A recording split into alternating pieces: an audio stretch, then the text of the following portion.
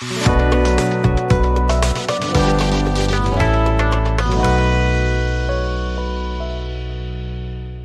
बच्चों, हम लोग अभी तक क्या पढ़ चुके हैं? अभी तक हम लोग इलेक्ट्रिक करंट के बारे में पढ़ चुके हैं, यूनिट के बारे में पढ़ चुके हैं, उसकी voltage, electric potential difference, unit of voltage, ठीक है, ये सब हम पढ़ चुके हैं। अब देखिए, अब जैसे हमें सर्किट डायग्राम बनाने होते हैं जब हम किसी भी इलेक्ट्रिक सर्किट को रिप्रेजेंट करते हैं, ठीक है, या फिर अगर जब हम पूरे पावर सिस्टम को भी रिप्रेजेंट करते हैं तो वहाँ भी हमें कुछ कंपोनेंट सिंबल की जरूरत पड़ती है जिसके थ्रू हम डिफरेंट कंपोनेंट्स को शो कर सकें।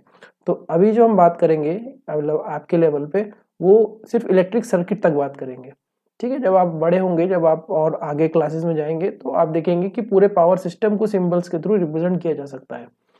तो अब देखिए, एक सर्किट में अगर जैसे इलेक्ट्रिक सर्किट है, इलेक्ट्रिक सर्किट क्या होता है? Combination of all the active and passive devices. Active devices मतलब जो एनर्जी प्रोवाइड करते हैं, पैसिव डिवाइसेस जो एनर्जी कंज्यूम करते हैं, ठीक है। तो देखिए, ये हो गया एक इलेक्ट्रिक सेल, ठीक है। जब डिफरेंट सेल्स को जोड़ देंगे तो बन जाती है बैटरी, ठीक है। The combination of cells is called battery. Open plug मतलब स्विच ओपन है, मतलब जैसे मैं आपको एक सर्किट बना के दिखाता हूं। ये लगा दिया हमने एक सेल, ठीक है। ये इसका पॉजिटिव नेगेटिव टर्मिनल, ये पॉजिटिव, छोटा वाला नेगेटिव होता है, बड़ा वाला पॉजिटिव टर्मिनल होता है। की, ठीक है। उसके बाद क्या लगा देंगे हम? उसके बाद लगा देंगे लोड। लोड मतलब हमारा जो भी बल्ब है या फैन है या कोई भी ऐसा इलेक्ट्रिकल इक्विपमेंट जो कि पावर कंज्यूम कर रहा है, उसे हम लोड कहते हैं, ठीक है। तो आप बल्ब मान लीजिए, ठीक है।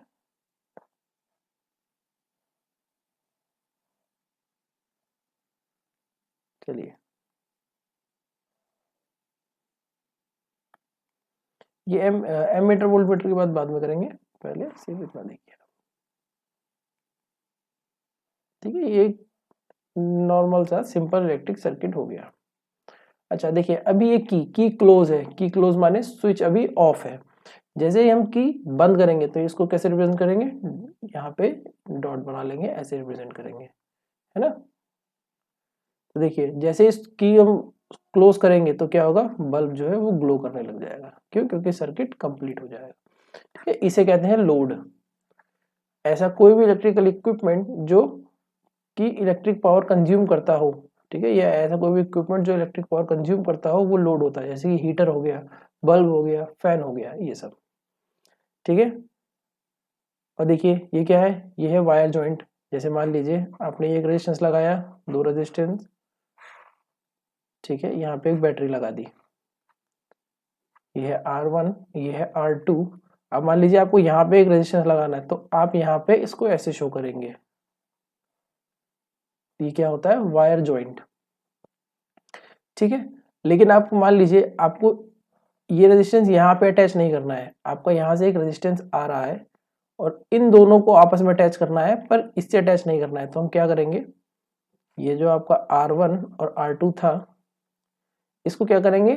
वायर क्रॉसिंग विदाउट ज्वाइन, इस साइन से हम क्या कहते हैं, यहाँ से जंप करा देंगे इसे, या फिर यहाँ पे कोई कनेक्ट, इसका मतलब होता है कि इस वायर में और इस वायर में कोई कनेक्शन नहीं है। मतलब R3 R4 सीरीज में है, ठीक है, और R1 और R2 सीरीज में है। अब सीरीज पैरेलल क्या होता है, ये भी अभी आगे है, ठीक है। आप परेशान मत होइए, सिर्फ आपको रिप्रेजेंटेशन बता रहा हूँ मैं।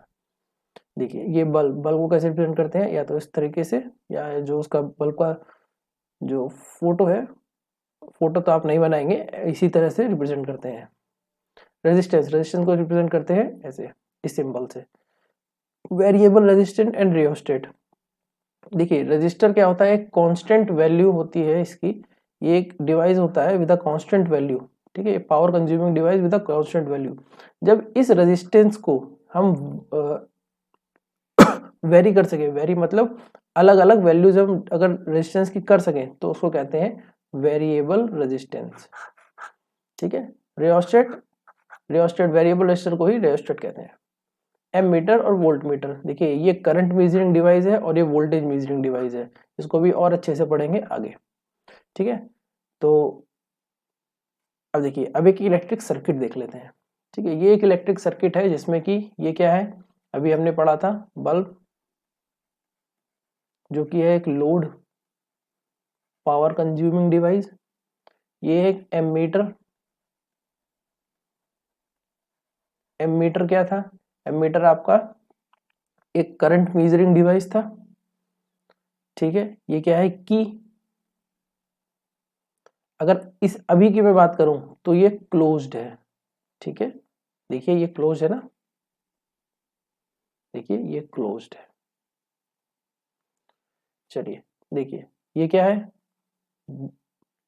मोर देन वन सेल है, तो क्या है ये बैटरी, कॉम्बिनेशन ऑफ सेल्स। ठीक है, तो ये आपको बन गया एक सिंपल इलेक्ट्रिक सर्किट। ठीक है, अब जैसे ये एक बल्ब है, इसी के सीरीज में एक और बल्ब लगाना होता तो यहाँ क्या करते हैं, यहाँ एक और इसको रिप्रेजेंट कर देते हैं, फिर एक और बल्ब को रिप्रेजेंट।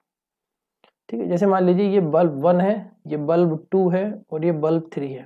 ठीक है, अब इन्हीं बल्ब को अगर मुझे रेजिस्टेंस की फॉर्म में मतलब जितने भी लोड है, जितने भी इलेक्ट्रिकल लोड है, हम उसको as a resistor, most of the जो कि पावर कंज्यूमिंग है उनको हम एज अ रजिस्टर रिप्रेजेंट कर सकते हैं। ठीक है, तो देखिए अगर मैं इसी सर्किट को मतलब इस बल्ब में, इस बल्ब की अगर रेजिस्टेंस से रिप्लेस करता तो सर्किट कैसा बनता। इसे बनाते हैं। देखिए बैटरी तो रहती,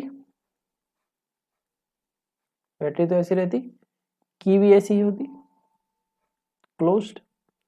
एमीटर यही लगा होता, ये हमेशा सीरीज में लगता है लोड के। और देखिए B1 को R1 से रिप्लेस कर दिया, R2 से और R3 से। ठीक है, ये हार्डवेयर की तरह नहीं बनाइएगा आप। देखिए R1, R2, R3,